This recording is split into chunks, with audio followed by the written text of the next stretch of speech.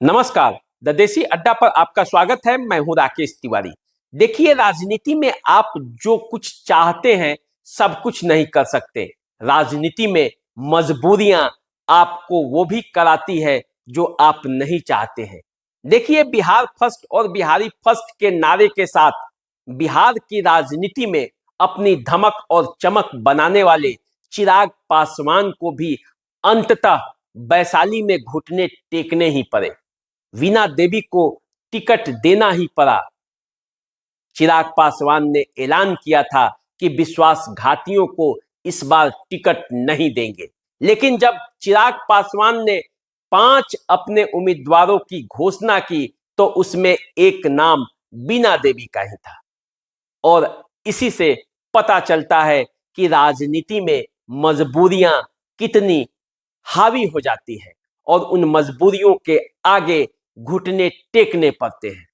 वैसे लोजपा ने जिन 5 प्रत्याशियों की सूची जारी की है उसे मैं एक बार बता देता हूं कि जमुई से अरुण भारती चिराग पासवान के जीजा हैं। परिवार से पार्टी निकलकर रिश्तेदार तक आई है। इससे पहले एक ही परिवार के 3 सांसद थे। रामविलास पासवान के परिवार के, उनके भतीजे प्रिंस पासवान, उनके भाई पशुपति पारस और वे चिराग पासवान, उनके पुत्र रामविलास पासवान के पुत्र चिराग पासवान। अब ये सीटों की संख्या कुछ कम हुई है।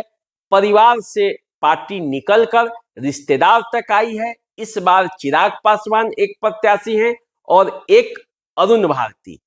उसी अरुण भारती को जमुई से सीट मिला हुआ है, लोजपा का टिकट मिला हुआ है।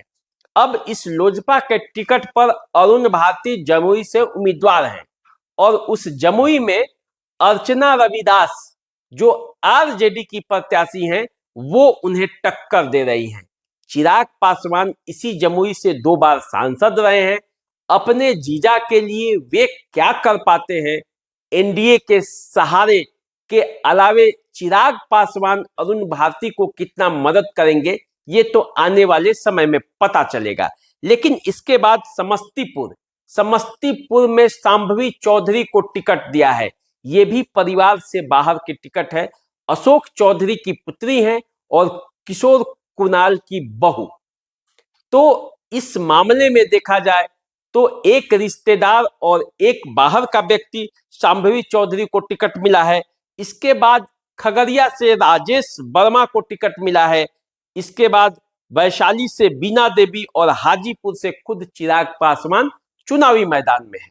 तो ऐसे देखा जाए तो चिराग पासवान ने अपने उन सभी विश्वासघातियों का पत्ता साफ कर दिया है, जिसमें उनके खुद चाचा पशुपति पारस हैं, उनके भाई प्रिंस पासवान हैं, सूरजभान सिंह के भाई चंदन सिंह नवादा के सांसद और खगड़िया के सांसद महबूब अली कैसर।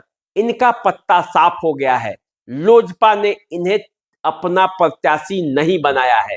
नवादा सीट तो सीट शेयरिंग में ही बीजेपी को चला गया था, तो चंदन सिंह को टिकट देने का कोई सवाल ही नहीं है। लेकिन खगड़िया, समस्तीपुर और हाजीपुर, इन 3 जगहों पे चिराग पासवान ने टिकट काट दिया है। हाजीपुर से खुद चुनावी मैदान में उतर गए हैं। समस्तीपुर से प्रिंस पासवान को चुनाव नहीं लड़ने दिया और खगड़िया से भी महबूब अली कैसर का टिकट काट दिया, जबकि तीनों लोग यहां से दावेदार थे। चिराग पासवान की पार्टी से भी और वहां से न मिले तो भाजपा से भी। लेकिन चिराग पासवान अंतिम समय तक इस बात के लिए लगे रहे कि किसी भी विश्वासघाती को न खुद टिकट देंगे न बीजेपी से देने देंगे। ऐसी स्थिति में वीणा देवी को यदि वैशाली से टिकट देना पड़ा तो फिर कौन सी मजबूरी थी, क्योंकि यहां तो चिराग पासवान के साथ देने वाले 2 लोग ऑलरेडी दावेदार थे। लेकिन वैशाली का राजनीतिक समीकरण ऐसा है कि वहां राजपूत प्रत्याशी पिछले कई चुनाव से जीतते आए हैं और जब राजपूत प्रत्याशी की बात होती है तो वीणा देवी एक सशक्त उम्मीदवार के रूप में वहां थी। वैसे आपको बता दें कि यदि चिराग पासवान जिन विश्वासघातियों की बात करते हैं उनमें वीणा देवी का भी नाम सबसे पहले लिया जा सकता है, क्योंकि ऐसा बताया जाता है कि जो चिराग पासवान की पार्टी तोड़ने की जब बात हुई थी, रामविलास पासवान की पार्टी लोजपा की, तो जो पूरी बैठक हुई वो बीना देवी के ही घर पे हुई थी। दिनेश कुमार सिंह जो कि जदयू के एमएलसी हैं, उन्हीं के मार्फत ये पूरा मामला सेट हुआ। नीतीश कुमार ने इसमें प्रयास किया और तब जाकर ये मामला सेट हुआ।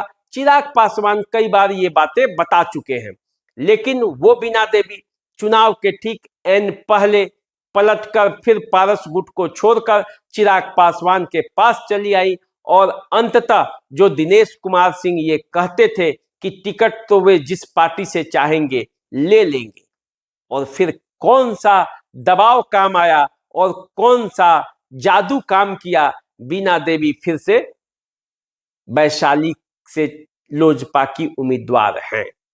सबका टिकट कट गया, लेकिन बीना देवी का टिकट नहीं कटा है। अब वे लोजपा के उन 5 उम्मीदवारों में शामिल हैं। तो चलिए, नीतीश कुमार ने पशुपति पारस की कोई मदद नहीं की, कोई मदद कर भी नहीं पाए। सूरजभान सिंह पशुपति पारस के भरोसे रह गए, उन्हें भी टिकट नहीं मिला। उनके भाई चंदन सिंह बेटिकट हो गए, भाजपा से भी प्रयास किया, नहीं मिला। महबूब अली कैसर बेटिकट हो गए। प्रिंस पासवान अंतिम समय में दिल्ली में भी जाकर अपना दरबार में हाजिरी दिया, कहीं से प्रयास किया कि किसी भी तरह से टिकट मिल जाए, इधर से नहीं तो उधर से सही, लेकिन कहीं से कोई जुगाड़ नहीं लगा और ऐसा माना जा रहा है कि ये लोग टिकट से अब बेटिकट हो चुके हैं। अब ये नीतीश कुमार भी पशुपति पारस को मदद नहीं कर पाए, तो इसके पीछे यही कहा जा सकता है कि राजनीति में ऐसे होता है। राजनीति में जो दिखता है वो नहीं होता है, राजनीति में जो नहीं दिखता है वो भी होता है, और इसका ताजा उदाहरण पशुपति पारस बन चुके हैं। और ऐसा माना भी जा सकता है कि राजनीति में बगैर पूंजी के रिश्ते चाहे आपके जितने भी अच्छे हो, बगैर वोट की पूंजी के आपकी कोई मोल नहीं है। यदि आपको मोल पाना है तो वोट की पूंजी अपने पास बनानी होगी, और वो वोट की पूंजी चिराग पासवान के पास है। तो वो चाहे अपने रिश्तेदार को दे टिकट, अपने परिवार को दे या विश्वासघातियों को दे, जिसे भी दे, लेकिन चिराग पासवान का साथ छोड़कर अरुण कुमार भी जा चुके हैं। आगे कितने लोग जाएंगे ये भी देखना अभी बाकी है। फिलहाल बिहार फर्स्ट, बिहारी फर्स्ट का नारा देने वाले चिराग पासवान एनडीए के साथ बड़ी मजबूती के साथ लगे हुए हैं। युवाओं का एक आकर्षण भी उनके साथ है, जिसके बल पर वे बिहार की भावी राजनीति में अपना शीर्ष स्थान पाना चाहते हैं। देखना है कि इन 5 सीटों पर, जिस पर उनकी भी प्रतिष्ठा दांव पर लगी हुई है, क्योंकि सबका टिकट काट कर उन्हें जब ये 5 सीटें दी गई हैं तो उसे जीत कर लाना भी पड़ेगा। तो देखिए बिहार की राजनीति में आगे क्या होता है, इन 5 सीटों पर कितनी सफलता मिलती है। पिछले का रिकॉर्ड जो है 6 में 6, वो रिकॉर्ड इस बार कायम होता है कि नहीं, कि 5 में 5, ये सब आगे पता चलेगा। फिलहाल आप हमारे चैनल को सब्सक्राइब कर लीजिए, फेसबुक इंस्टाग्राम पर हमारे साथ बने रहिए, फॉलो कीजिए, कमेंट कीजिए, लाइक कीजिए। फिलहाल मुझे इजाजत दीजिए। नमस्कार।